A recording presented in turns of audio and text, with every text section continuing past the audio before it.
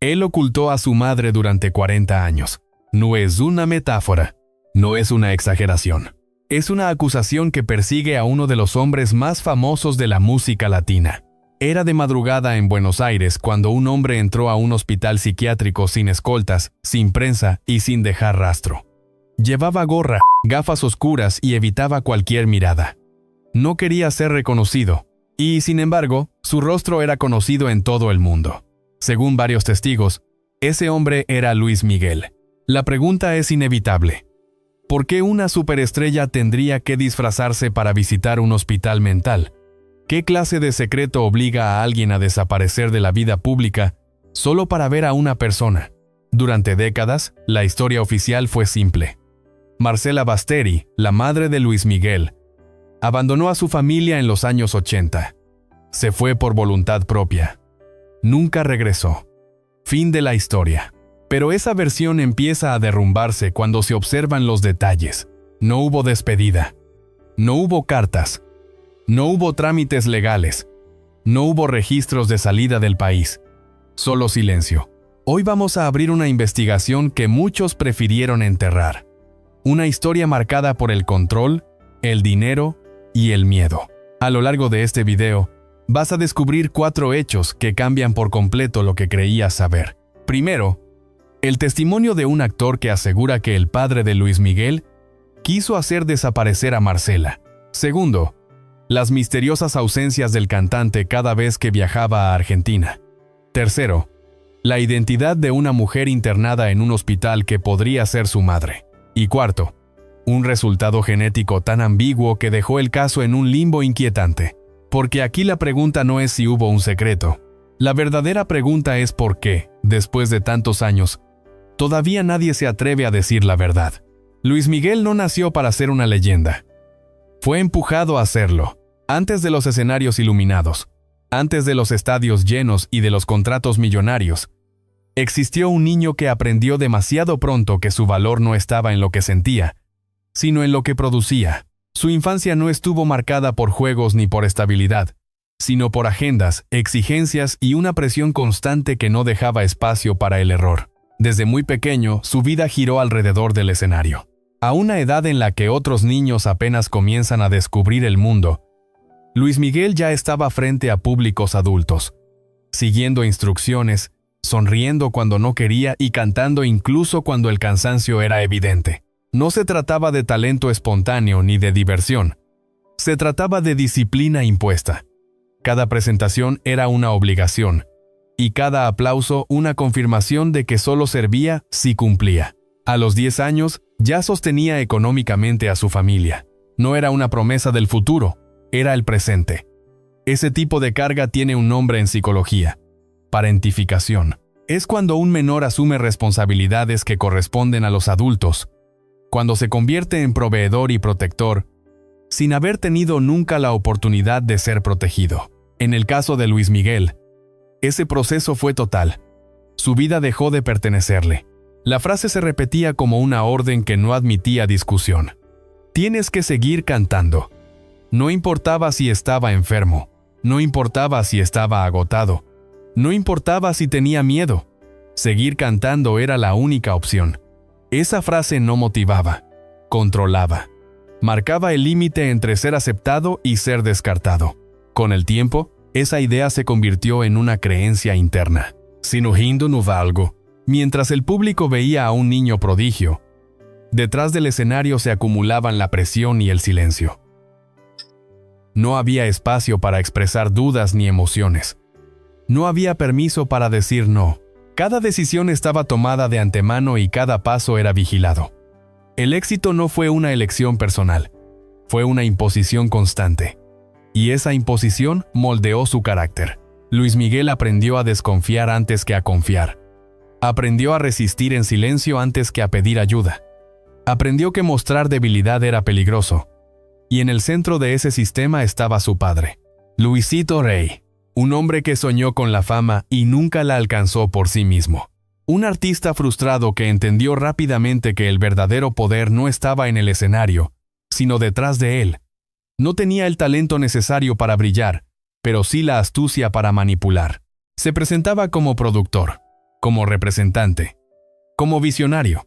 Hablaba con seguridad, prometía contactos, inventaba historias sobre su pasado. Todo sonaba creíble, nada era comprobable. Luisito Rey sabía construir relatos, exageraba vínculos, alteraba documentos, cambiaba versiones según la conveniencia. No veía límites cuando se trataba de avanzar. Y cuando descubrió que su hijo tenía una voz excepcional, entendió que había encontrado su oportunidad definitiva. Luis Miguel no era un hijo al que cuidar, era un activo que explotar. La relación entre ambos no fue la de un padre y un niño, fue la de un controlador y su instrumento. Luisito Rey tomaba todas las decisiones importantes, elegía los contratos, negociaba las condiciones, movía el dinero, firmaba en nombre de su hijo. Todo pasaba por él, nada se consultaba. Luis Miguel no sabía cuánto ganaba ni cuánto debía. No sabía qué se firmaba ni con quién. Su rol era claro: cantar. Personas que trabajaron cerca de ellos recuerdan un ambiente tenso. Gritos, humillaciones, cambios de humor impredecibles. El niño no tenía voz propia. Cualquier intento de cuestionar algo era cortado de inmediato. La respuesta era siempre la misma: tienes que seguir cantando. Esa frase funcionaba como una llave que cerraba cualquier discusión. Con el paso del tiempo, el éxito creció. Y con él, la sombra. Porque un hombre capaz de mentir sobre su identidad y de manipular documentos no suele detenerse ahí. Ese patrón de conducta es clave para entender lo que vendría después. Luisito Rey no distinguía entre lo personal y lo profesional. Todo era negocio. Todo era transacción. Todo podía ser utilizado si generaba beneficio. La moral no era un límite, era un obstáculo a evitar. Ese tipo de personalidad reacciona con dureza cuando siente que pierde el control. Y perder el control era la mayor amenaza. Control del dinero, control de la imagen, control de las personas, especialmente de las personas más cercanas. Luisito Rey necesitaba dominar su entorno para sostener el sistema que había construido. En ese contexto, la familia no era un refugio. Era una estructura funcional. Cada integrante tenía un rol, y cuando alguien dejaba de cumplirlo, se convertía en un problema.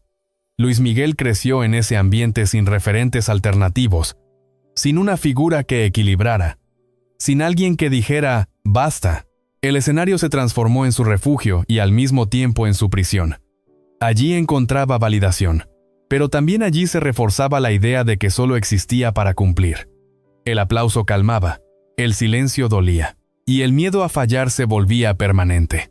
A medida que avanzaba la carrera, las exigencias aumentaban. No había pausas reales, no había descanso emocional. Todo estaba orientado a producir, a mantener el ritmo, a no detener la maquinaria. Y cuando una maquinaria funciona demasiado tiempo sin cuidado, comienza a romperse por dentro. Luis Miguel era un niño atrapado en un cuerpo que crecía demasiado rápido. Y su padre era un hombre dispuesto a todo para que la máquina no se detuviera, incluso a cruzar límites que nadie estaba mirando de cerca. Porque el sistema funcionaba. El dinero entraba. La fama crecía. Y mientras todo diera resultados, nadie hacía preguntas incómodas. La industria miraba hacia otro lado. El público aplaudía. El niño seguía cantando. Pero ese equilibrio era frágil. Y había una persona que empezaba a verlo con claridad. Una persona que observaba las inconsistencias, que notaba las contradicciones, que entendía que detrás del éxito había algo profundamente roto. Esa persona era la madre, Marcela. Su presencia, al principio discreta, comenzó a convertirse en una variable incómoda. No porque buscara conflicto, sino porque veía demasiado, porque preguntaba, porque intuía que algo no estaba bien. En un sistema construido sobre el control absoluto, eso era peligroso. Todo lo que ocurrió después no puede entenderse sin este inicio. Un niño convertido en herramienta. Un padre sin límites. Un entorno que prefirió no intervenir. Y una infancia que fue sacrificada para sostener un imperio frágil. La historia apenas comenzaba. Porque cuando alguien como Luisito Rey siente que el control se le escapa, no se limita a discutir. Actúa. Y lo que vendría después marcaría un antes y un después en la vida de todos los involucrados. especialmente de Marcela. Marcela Basteri nunca fue una mujer frágil, pero llegó a una relación donde la fragilidad era inducida, cultivada y utilizada como herramienta de control. Su historia no comienza con Luis Miguel ni con la fama. Comienza mucho antes, en una infancia marcada por el abandono y la carencia emocional. Creció sin una figura paterna estable, pasando parte de su niñez en instituciones donde el afecto era limitado y la seguridad inexistente. Esa herida inicial definió gran parte de sus decisiones adultas. Marcela no buscaba poder ni protagonismo, buscaba pertenecer. Buscaba construir una familia que no se rompiera. Cuando conoció a Luisito Rey, vio en él a un hombre que prometía exactamente eso: dirección, protección y un futuro claro. Él se presentaba como artista, como productor, como alguien con contactos y visión. Hablaba con seguridad, con ambición y con una narrativa cuidadosamente construida. Marcela creyó. No hubo matrimonio legal, pero hubo promesas. Pronto llegaron los hijos, 3 niños que, en teoría, consolidaban una unión. En la práctica, marcaron el inicio de una dinámica desigual. Desde el comienzo, Marcela quedó fuera del centro de las decisiones. Luisito Rey controlaba el dinero, los contratos y los movimientos familiares. Ella no tenía acceso real a las finanzas ni a los acuerdos que se firmaban en nombre de su hijo. Dependía de él incluso para cuestiones básicas. Su rol se fue reduciendo al de acompañante silenciosa, mientras la vida giraba alrededor de giras, hoteles y compromisos interminables.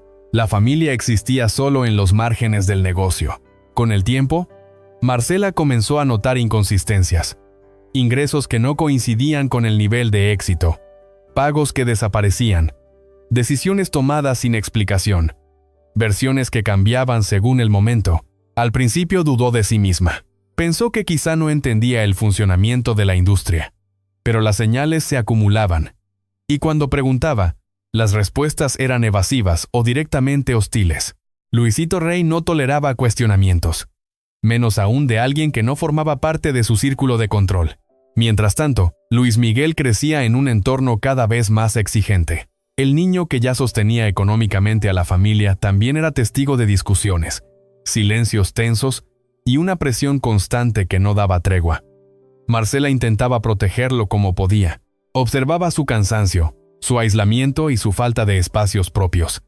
Pero su margen de acción era mínimo. Cualquier intento de intervenir era interpretado como una amenaza al sistema. Y las amenazas, en ese entorno, se neutralizaban. A medida que la carrera avanzaba, las exigencias aumentaban. No solo se trataba de cantar, se trataba de cumplir agendas imposibles, mantener una imagen impecable y responder a expectativas que ningún menor debería cargar. En ese contexto, comenzaron a circular testimonios inquietantes dentro de la industria. Personas del entorno hablaban de prácticas destinadas a mantener el rendimiento a toda costa. Jornadas excesivas, falta de descanso, presión constante para no detenerse. No se hablaba de cuidado ni de bienestar, se hablaba de resultados. Luis Miguel fue empujado a una adultez prematura. No por elección, sino por necesidad. La infancia quedó atrás sin transición. No hubo acompañamiento emocional ni espacios seguros para procesar lo que ocurría. Todo se justificaba en nombre del éxito. El cansancio se ignoraba. El impacto psicológico se minimizaba. Y el silencio se volvía obligatorio. Marcela veía ese desgaste. Lo sentía. Y comenzó a entender que su presencia resultaba incómoda para quienes necesitaban que la maquinaria siguiera funcionando sin interferencias. Poco a poco empezó a convertirse en un problema. No porque hiciera algo mal, sino porque veía demasiado. Porque preguntaba. Porque no aceptaba explicaciones vagas. En un sistema basado en el control absoluto, eso era peligroso. Según testimonios posteriores, Luisito Rey comenzó a utilizar a Marcela como parte de negociaciones opacas. No como compañera, sino como recurso. Su dignidad quedaba subordinada a intereses mayores. No existen documentos oficiales que detallen estas situaciones. Pero los relatos coinciden en el patrón. Marcela no era vista como una persona con derechos propios, sino como una pieza intercambiable dentro de un juego de poder y dinero. Al mismo tiempo, las finanzas se volvieron cada vez más confusas. Grandes sumas generadas por el trabajo de Luis Miguel desaparecían en estructuras que él no controlaba. Se hablaba de cuentas en el extranjero, de sociedades sin transparencia y de compromisos ocultos. Marcela comenzó a recopilar información. Documentos, notas, registros. No lo hacía por ambición, lo hacía por supervivencia. Entendió que el conocimiento era su única defensa. Ese archivo se convirtió en algo peligroso, porque en manos equivocadas podía destruir un sistema construido durante años. Y quienes construyen sistemas así no suelen reaccionar bien cuando se sienten amenazados. A partir de ese momento, el comportamiento de Luisito Rey cambió. Se volvió más impredecible, más vigilante y más controlador. Las discusiones aumentaron. Los viajes se volvieron repentinos. Las versiones sobre el estado emocional de Marcela comenzaron a multiplicarse. Para algunos, estaba confundida. Para otros, estaba inestable. Para otros, simplemente quería irse. Esa multiplicidad de relatos no era casual. Servía para desacreditarla sin confrontarla directamente. Crear duda alrededor de su palabra. Aislarla. Preparar el terreno. Luis Miguel, atrapado entre compromisos profesionales y una dinámica familiar cada vez más tensa, no tenía el contexto completo. Recibía fragmentos de información, comentarios sueltos y silencios prolongados. Seguía cumpliendo con su agenda sin saber que la estructura familiar se estaba resquebrajando. Marcela intentó acercarse a él, advertirlo, pero siempre había prisa, siempre había alguien escuchando, siempre había un escenario esperando. La presión llegó a un punto crítico. Marcela comenzó a hablar de irse, de poner límites, de proteger a sus hijos de un entorno que consideraba peligroso. Fue la primera vez que expresó abiertamente su intención de cambiar las reglas. Para un hombre como Luisito Rey, esa posibilidad era inaceptable. Perder el control significaba perder el dinero, la imagen y el poder. Y cuando alguien así se siente acorralado, la historia demuestra que puede tomar decisiones extremas. El clima se volvió irrespirable. Las tensiones ya no podían ocultarse. Y entonces, sin previo aviso, se produjo un movimiento que cambiaría todo. Marcela viajó a Europa junto a su hijo menor. El desplazamiento fue presentado como algo temporal, un descanso, una pausa. Pero no lo era. Para entonces, Marcela ya había tomado una decisión. Tenía información sensible y estaba dispuesta a utilizarla como herramienta de negociación. No para destruir, sino para salir. Para proteger a sus hijos y recuperar parte del control perdido. Lo que ocurrió después marcaría un antes y un después. Pero nada de eso puede entenderse sin este tramo de la historia. Sin comprender quién era Marcela, qué había vivido, qué había visto, y por qué su presencia se volvió tan incómoda para un sistema que no admitía fisuras. Porque cuando una mujer que sabe demasiado decide no callar más, el peligro no está en lo que dice, está en lo que representa. Y a partir de ese momento, la historia dejó de ser una tragedia familiar para convertirse en un misterio que, hasta hoy, sigue sin respuestas claras. Para mediados de los años 80, Marcela Basteri ya no era una figura secundaria dentro del engranaje familiar. Se había convertido en un factor de riesgo, no por ambición ni por deseo de protagonismo, sino porque había empezado a comprender el funcionamiento real del sistema que rodeaba la carrera de su hijo.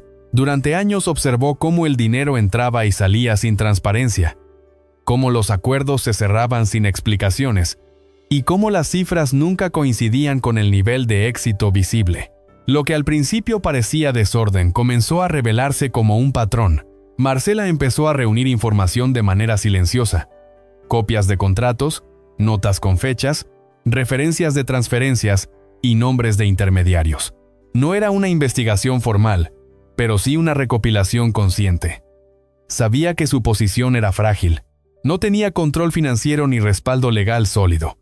Su única defensa era el conocimiento. Y ese conocimiento, en un entorno basado en el control absoluto, resultaba peligroso. A la par, comenzaron a circular versiones inquietantes. Personas del entorno hablaban de negociaciones opacas, de acuerdos cerrados con figuras influyentes y de situaciones en las que Marcela era tratada como un elemento funcional dentro de esos intercambios. No hay documentos que prueben cada detalle, pero los relatos coinciden en la lógica. Todo se subordinaba al objetivo central: mantener la maquinaria en marcha, proteger la imagen, asegurar el flujo de dinero. Luisito Rey reforzó su dominio. Centralizó aún más las decisiones, limitó los accesos, filtró la información y, de manera progresiva, comenzó a construir un relato alternativo sobre Marcela. Para algunos estaba cansada, para otros confundida, para otros emocionalmente inestable. Ninguna de esas versiones era inocente. Todas servían para erosionar su credibilidad antes de que pudiera hablar con claridad. Luis Miguel, en medio de esa tensión, seguía cumpliendo con su agenda. La fama crecía. Los compromisos se multiplicaban. El ritmo no daba espacio para detenerse y observar. Recibía fragmentos de información, comentarios aislados, silencios prolongados. Confiaba en lo que le decían porque no tenía razones visibles para desconfiar. Y porque cuestionar implicaba poner en riesgo el único mundo que conocía. Marcela intentó acercarse a él en varias ocasiones.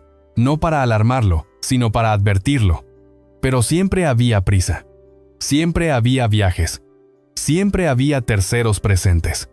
El diálogo directo era casi imposible. Y en ese contexto, la presión alcanzó un punto crítico. Marcela expresó su intención de irse, de poner límites, de proteger a sus hijos de un entorno que consideraba peligroso. No fue una amenaza, fue una decisión. Para un hombre como Luisito Rey, esa decisión era inaceptable. Perder el control significaba perder el dinero, la imagen y el poder. Y cuando ese tipo de figura se siente acorralada, suele reaccionar de manera extrema. A partir de ese momento, el comportamiento se volvió errático. Cambios de planes repentinos, viajes sin explicación clara, mensajes contradictorios sobre el estado de Marcela. Todo empezó a volverse confuso. En 1986 ocurrió el movimiento decisivo. Marcela viajó a Madrid junto a su hijo menor. El viaje fue presentado como algo temporal, casi trivial. Un descanso, una pausa. Pero quienes conocían el trasfondo sabían que no lo era. Para entonces, Marcela tenía información sensible y estaba dispuesta a usarla como herramienta de negociación. No para destruir, sino para salir, para recuperar control, para asegurar un futuro distinto para sus hijos. El 18 de agosto de 1986, realizó su última llamada conocida. Habló con familiares cercanos. Su tono no era desesperado, era firme. Dijo que pronto volvería a comunicarse. Nunca lo hizo. A partir de ese momento, Marcela Basteri desapareció del registro público. No hay constancia de salida oficial de España. No hay uso documentado de pasaporte. No hay trámites ni movimientos administrativos que expliquen su ausencia. Simplemente dejó de existir a ojos del sistema. Lo que siguió fue una narrativa cuidadosamente construida. Luisito Rey comenzó a afirmar que Marcela había abandonado a la familia por decisión propia, que se había ido con otra persona, que había elegido otra vida. Esa versión se repitió de manera constante, frente a amigos, colegas y, finalmente, frente a su propio hijo. La repetición convirtió la historia en verdad aceptada, y la falta de pruebas visibles facilitó el silencio. Luis Miguel escuchó esa versión, y durante un tiempo la creyó, porque creer que una madre se va por voluntad propia es menos doloroso que aceptar la posibilidad de algo peor. La mente busca explicaciones que permitan seguir adelante, y el entorno reforzaba esa idea. Nadie investigaba, nadie preguntaba. La industria seguía funcionando, los conciertos continuaban, el dinero seguía entrando. Sin embargo, las contradicciones eran evidentes. No hubo despedidas, no hubo cartas, no hubo mensajes claros, no hubo un rastro coherente. Y aún así, el tema se volvió tabú. Marcela pasó a ser un nombre que no se pronunciaba, un recuerdo incómodo, un vacío que nadie se atrevía a llenar con preguntas. El archivo que Marcela había reunido nunca apareció. No fue presentado ni desmentido, simplemente se esfumó. Y esa ausencia alimentó las sospechas. Porque cuando no hay pruebas de una partida voluntaria y tampoco hay investigación, el silencio deja de ser casual. se convierte en una decisión. Con el paso del tiempo, algunos detalles comenzaron a llamar la atención. Viajes discretos, cambios repentinos de agenda, ausencias que coincidían con fechas sensibles. Nada de eso era concluyente por sí solo. Pero el patrón se repetía. Y los patrones, en investigaciones de este tipo, importan. Lo ocurrido en 1986 no fue un accidente ni una simple ruptura familiar. Fue el resultado de una tensión acumulada durante años. Un sistema basado en el control. Un hombre dispuesto a todo para no perder poder. Y una mujer que sabía demasiado y decidió no callar más. A partir de ese momento, la historia cruzó un punto sin retorno. Porque ya no se trataba solo de dinero o de fama. Se trataba de una desaparición sin respuestas. De un relato impuesto. De un silencio que se extendió durante décadas. Y de un hijo que creció cargando una ausencia que nunca pudo comprender del todo. En la siguiente parte, ese silencio se resquebraja. Aparecen testimonios tardíos, confesiones indirectas, y una frase atribuida a alguien demasiado cercano al poder que cambia por completo la lectura de los hechos. Una frase que sugiere que Marcela no se fue, que fue apartada, y que alguien en algún momento pidió que la hicieran desaparecer. Pero esa revelación pertenece al siguiente capítulo. Y es ahí donde la historia deja de ser solo un misterio familiar para convertirse en una pregunta incómoda que sigue sin respuesta. El silencio se mantuvo durante años. Y como suele ocurrir en las historias que nadie quiere contar, ese silencio no se rompió por una investigación oficial ni por un documento judicial. Se rompió por una conversación. Una de esas conversaciones que no quedan grabadas, que no se firman, que se cuentan en voz baja y se niegan en público. Un actor conocido del medio latino, alguien que durante décadas se movió entre productores, políticos y figuras influyentes, relató tiempo después algo que alteraba por completo la versión aceptada. Según su testimonio, Luisito Rey había buscado ayuda fuera del circuito habitual, no para resolver un contrato ni para abrir una cuenta bancaria. Busco contactos con poder real, personas capaces de hacer desaparecer problemas. La frase que utilizo fue directa. Hacerla desaparecer. No hablo de discusiones familiares ni de amenazas impulsivas. Hablo de una intención. El momento coincide con un punto clave. Marcela ya había reunido información sensible. Hablaba de irse, de proteger a sus hijos, de usar lo que sabía como herramienta para salir. Para alguien que había construido su control durante años, eso era una amenaza existencial. No hubo denuncia, no hubo expediente, no hubo seguimiento oficial. La historia quedó flotando en el aire como un rumor incómodo. Pero el peso de ese testimonio no estaba en los detalles técnicos. Estaba en el contexto, en el patrón, en el momento exacto en que fue pronunciado. La narrativa del abandono empezaba a mostrar grietas, porque cuando se habla de intención, la desaparición deja de ser una decisión personal y se convierte en una acción planificada. Y eso cambia todo. La pregunta inevitable surgió con fuerza. ¿Qué sabía Luis Miguel? La respuesta nunca fue pública. Nunca hubo una declaración clara, nunca una confirmación ni una negación rotunda. Pero su comportamiento fue observado con otros ojos. Cada vez que se le preguntaba por su madre, la reacción era la misma. Silencio absoluto. No había enojo visible ni dolor expuesto. Había un bloqueo total. Personas cercanas aseguraron que, con el paso del tiempo, Luis Miguel comprendió que la versión del abandono no encajaba. Las contradicciones eran demasiadas. Las explicaciones nunca cerraban, pero también entendió algo más. Hablar podía destruir todo lo que había logrado construir. Su carrera estaba en un punto frágil.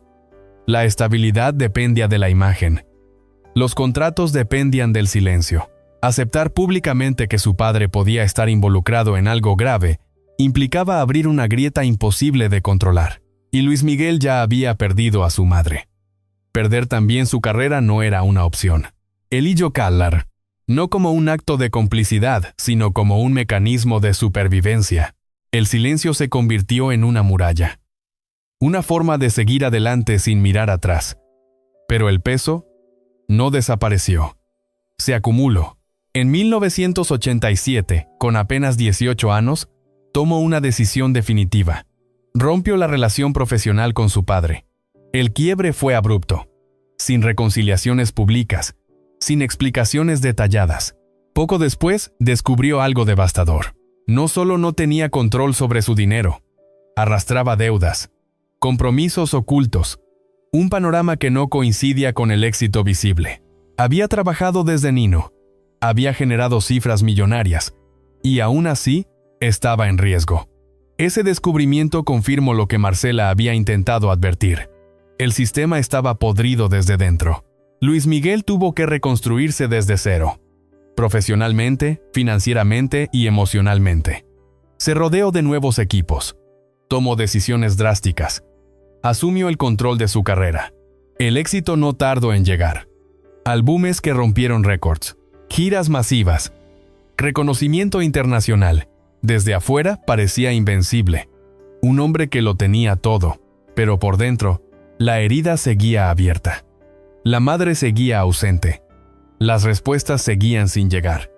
Y el silencio seguía siendo la única opción. Con el paso de los años, Luis Miguel desarrolló una forma particular de relacionarse con el mundo. Distancia, control, autoprotección. No concedía entrevistas profundas. No hablaba de su vida privada. No compartía emociones. El pasado se convirtió en territorio prohibido. Quienes lo conocieron de cerca describen a un hombre solitario, desconfiado, marcado por una infancia sin refugio. El éxito no borró el trauma. Solo lo cubrió con capas de perfección. Cuando parecía que la historia estaba enterrada para siempre, algo inesperado ocurrió. En Argentina comenzó a circular un rumor persistente.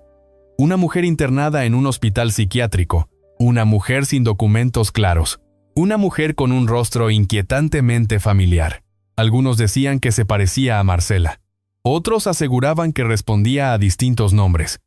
Otros afirmaban que reaccionaba ante ciertos estímulos. El rumor habría quedado en la nada si no fuera por un detalle clave: visitas nocturnas, discretas, sin registros públicos. Periodistas de investigación comenzaron a escuchar la misma versión en distintos lugares. Un hombre famoso ingresaba al hospital sin escoltas visibles, con gorra, con gafas, evitando ser reconocido. Permanecía largo tiempo dentro. No hablaba con la prensa. No dejaba rastros oficiales. Simplemente entraba y salía. La descripción coincidía. Decían que era Luis Miguel. No hay fotos claras. No hay confirmación oficial. No hay declaraciones. Solo testimonios que coinciden en lo esencial. La mujer fue identificada como Honorina Montes. Un nombre, una historia fragmentada, un pasado difuso. Familiares lejanos aseguraron que la mujer reaccionaba al escuchar ciertos nombres, que reconocía gestos, que mostraba familiaridad. Se realizó una prueba genética. El resultado no fue concluyente. No afirmo. No nego. La ambigüedad se convirtió en una nueva forma de tortura colectiva. Si era Marcela, ¿por qué no decirlo? Si no lo era, ¿por qué sostener visitas secretas durante años? Luis Miguel nunca dio una respuesta. Nunca confirmó. Nunca desmintió. El silencio fue absoluto. Y ese silencio adquirió un peso distinto, porque ya no se trataba solo del pasado. Se trataba de una decisión activa de no aclarar. El hospital se convirtió así en un símbolo, no solo de una posible respuesta, sino de la imposibilidad de obtenerla. Un lugar donde convergen todas las contradicciones, la fama y el anonimato, la certeza y la duda, el deseo de saber y la necesidad de ocultar. Con el paso del tiempo, nuevos detalles se sumaron al rompecabezas. Viajes no anunciados a Argentina, cambios repentinos de agenda, ausencias que coincidían con fechas sensibles. Nada era suficiente para probar nada, pero todo era suficiente para sospechar. La pregunta central se volvió imposible de ignorar. Si Marcela estaba viva, ¿por qué permanecer en la sombra? Si no lo estaba, ¿por qué mantener un ritual de visitas secretas? La respuesta parecía atrapada entre el dolor personal y la protección pública, entre el hijo que necesitaba respuestas y el artista que no podía permitirse un escándalo. Lo que resulta evidente es el patrón. El silencio como herramienta, la distancia como defensa, la desaparición como forma de supervivencia. Luis Miguel construyó una carrera monumental, pero nunca pudo escapar del niño que perdió a su madre sin explicaciones. Y mientras la música seguía sonando, el secreto seguía ahí, vivo, protegido, esperando. Porque cuando una historia permanece abierta durante tanto tiempo, no es porque no haya respuestas, es porque alguien sigue guardándolas. El tiempo no siempre sana. A veces repite. En la vida de Luis Miguel, el paso de los años no cerró la herida de la ausencia. La transformó en patrón, en comportamiento, en silencios que se repiten con una precisión inquietante. Aquello que sufrió en la infancia comenzó a reflejarse en su vida adulta de una forma que pocos quisieron señalar en voz alta. Con su hija Michelle, la relación estuvo marcada por la distancia. Durante largos periodos no hubo contacto, no hubo explicaciones públicas, solo versiones cruzadas y silencios prolongados. Michelle creció escuchando interpretaciones ajenas sobre su propio padre. Luis Miguel, fiel a la lógica que había aprendido desde niño, no habló, no aclaró, no corrigió. Para el mundo era discreción. Para quienes estaban dentro, era una ausencia que dolía. Con su hermano menor Sergio, el patrón se volvió aún más evidente. Tras la desaparición de Marcela, Luis Miguel asumió un rol de tutor que nunca fue del todo estable. Durante un tiempo intentó protegerlo. Luego se distanció. El quiebre se produjo cuando Sergio comenzó a tomar decisiones propias. El corte fue abrupto, sin diálogo, sin transición, exactamente como había ocurrido años atrás con su propia madre. La repetición no podía ignorarse. Cada vez que una relación escapaba de su control emocional, la respuesta era la misma: alejarse, cortar, desaparecer. Con sus propios hijos, la historia volvió a mostrar similitudes inquietantes. Versiones contradictorias sobre presencia y ausencia, sobre apoyo y distancia. Hijos que crecieron sin una figura paterna constante. Declaraciones indirectas. Silencios sostenidos. De nuevo el mismo esquema. Un hombre que había sido marcado por la pérdida y el abandono, reproduciendo sin querer el mismo vacío que lo había definido. No como maldad, como herencia emocional. No se trata de juzgar. Se trata de observar un patrón de autoprotección extrema, de control, de distancia como mecanismo de supervivencia. Luis Miguel aprendió muy pronto que el apego dolía, y aprendió también que desaparecer era una forma de no sufrir. Ese aprendizaje no se borra con el éxito, se arrastra. Mientras tanto, el misterio de Marcela no solo seguía sin resolverse, se volvía más complejo. En Argentina, los rumores sobre una mujer internada en el Hospital Moyano comenzaron a adquirir forma. Ya no eran susurros aislados, eran relatos que coincidían en puntos clave. Una mujer sin documentos claros, con una identidad fragmentada, con un pasado difícil de rastrear, y con un rostro que despertaba una sensación inquietante de familiaridad. Algunos aseguraban que se parecía a Marcela. Otros afirmaban que reaccionaba de manera particular al escuchar ciertos nombres. Otros decían que reconocía gestos, tonos de voz, presencias. Nada era concluyente. Pero todo apuntaba en la misma dirección. Algo no encajaba. Lo que convirtió el caso en imposible de ignorar fue el patrón de visitas. Periodistas de investigación comenzaron a recibir testimonios similares desde distintos puntos. Un hombre famoso ingresaba al hospital en horarios poco habituales, sin escoltas visibles, sin anuncios, con medidas claras para no ser reconocido. La descripción se repetía con exactitud. Gorra, gafas, perfil bajo. Permanecía largo tiempo dentro. No hablaba con nadie. No dejaba registros oficiales. Entraba y salía en silencio. Las visitas no fueron aisladas. Ocurrieron en distintos años, en distintos momentos, siempre bajo el mismo esquema de discreción extrema. Para muchos, la conclusión parecía obvia. Nadie sostiene ese nivel de secreto durante tanto tiempo si no existe un vínculo profundo. Nadie arriesga su imagen pública por una coincidencia. Pero la confirmación nunca llegó. La mujer fue identificada como Honorina Montes. Un nombre. Una historia incompleta. Un expediente lleno de lagunas. Familiares lejanos afirmaron que la mujer reconocía a ciertas personas, que reaccionaba al escuchar apellidos, que mostraba gestos de familiaridad difíciles de explicar. Se realizó una prueba genética. El resultado fue ambiguo. No confirmó, no negó, no cerró nada. Esa ambigüedad fue, para muchos, el elemento más perturbador. Porque si la mujer era Marcela, la pregunta era inmediata.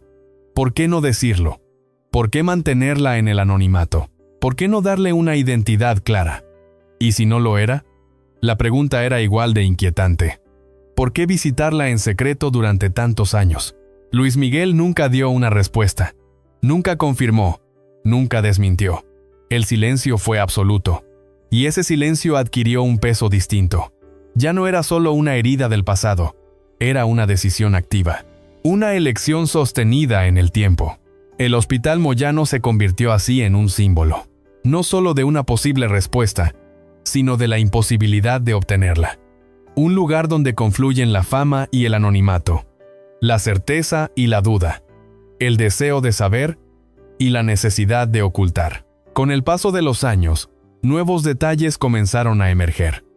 Viajes no anunciados a Argentina, cambios repentinos de agenda, ausencias que coincidían con fechas sensibles. Nada de eso era suficiente para probar una verdad definitiva, pero todo era suficiente para alimentar la sospecha. La pregunta central se volvió imposible de ignorar. Si Marcela estaba viva, ¿por qué permanecer en la sombra? Si no lo estaba, ¿por qué sostener un ritual de visitas silenciosas? La respuesta parecía atrapada entre dos fuerzas opuestas, el dolor personal y la protección pública. El hijo que necesitaba respuestas y el artista que no podía permitirse un escándalo. Lo que resulta evidente es el patrón que atraviesa toda esta historia. El silencio como herramienta, la distancia como defensa, la desaparición como forma de supervivencia. Luis Miguel logró construir una carrera monumental, pero nunca pudo escapar del niño que perdió a su madre sin explicaciones. Las relaciones rotas, los vínculos interrumpidos, las ausencias repetidas. Todo parece girar alrededor de la misma herida original. Una herida que nunca cerró, una herida llamada Marcela. En el centro de este relato no hay una verdad definitiva. Hay capas, hay decisiones, hay silencios que pesan más que las palabras. Y hay una figura pública que construyó su vida sobre la perfección escénica mientras por dentro convivía con una ausencia imposible de llenar. La historia no termina aquí, porque aún queda la pregunta más difícil, la que nadie ha logrado responder con certeza, y la que convierte todo lo anterior en algo más que un drama familiar. La pregunta sobre si el silencio fue una elección libre o una imposición, sobre si la verdad fue ocultada para proteger o para sobrevivir. En la siguiente parte, el relato llega a su punto más delicado, donde las hipótesis se cruzan con los hechos, donde los testimonios tardíos cobran peso, y donde una sola revelación podría cambiarlo todo. Porque cuando un secreto se guarda durante décadas, no es porque no exista una verdad, es porque alguien sigue cargando con ella. Al final de esta historia no hay una verdad cerrada ni una confesión definitiva. Hay silencio. Y ese silencio, después de tantas décadas, se ha convertido en el elemento más elocuente de todos. Porque cuando alguien lo tiene todo ante el mundo y aún así elige callar, no es por olvido, es por peso. Luis Miguel construyó una carrera monumental, pero nunca pudo escapar del niño que perdió a su madre sin respuestas. El éxito le dio poder, pero no le dio paz. La fama lo protegió del mundo, pero no de la ausencia que marcó su vida desde dentro. Cada escenario lleno, cada aplauso, cada canción, convivió siempre con una pregunta que jamás fue respondida. La historia de Marcela Basteri no es solo la de una mujer que desapareció. Es la de una familia atrapada en el control, el miedo y el silencio. Es la de un sistema que prefirió no mirar, y es la de un hijo que aprendió demasiado pronto que hablar podía destruirlo todo. Tal vez la verdad completa solo la conozcan dos personas, tal vez solo una, o tal vez nadie tenga ya todas las piezas. Lo único claro es que hay secretos que no se revelan porque no pueden hacerlo sin causar más daño. Y mientras la música sigue sonando, una pregunta permanece suspendida en el aire. No que fue de la estrella, sino que fue de la madre. Y porque después de tantos años, sigue siendo el mayor silencio de su vida.